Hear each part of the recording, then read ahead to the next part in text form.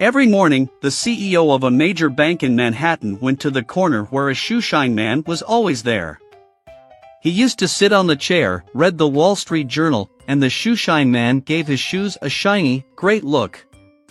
One morning, the shoeshine man asks the CEO, "What do you think of the stock market situation?" The CEO arrogantly asks him, "Why are you so interested in this subject?" The shoeshine man replies, "I have $20 million deposited in your bank and I am thinking about investing part of the money in the stock market." The CEO of the bank asks, "What is your name?" He replies, "John Smith." The CEO arrives at the bank and asks the manager of the major accounts department, "Do we have a customer named John Smith?" He replies, "We certainly do, sir. He is an extremely esteemed customer and he has $20 million in his account."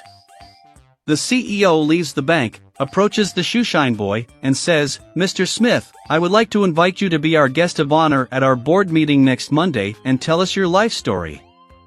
I'm sure we will have a lot to learn from you." At the board meeting, the CEO introduces him to the board members. "We all know Mr. Smith, who makes our shoes shine like no one else. But Mr. Smith is also our valued customer, with $20 million in his account. I invited him to tell us the story of his life. I'm sure we can learn a lot from him. Please, Mr. Smith, tell us your life story."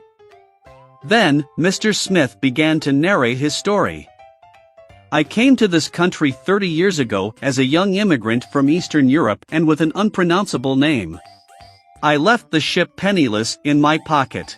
The first thing I did was to change my name to Smith.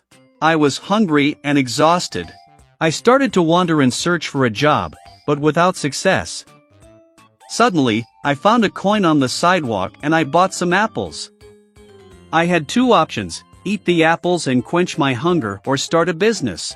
I sold the apples for 50 cents and bought more apples with the money. When I started accumulating dollars, I managed to buy a set of used brushes and shoe polishes and started cleaning shoes. I didn't spend a dime on fun or clothes. I only bought bread and cheese to survive. A few years ago, when the corner shoeshine colleague decided to retire, I had already saved enough money to buy his point, which was a better place than mine.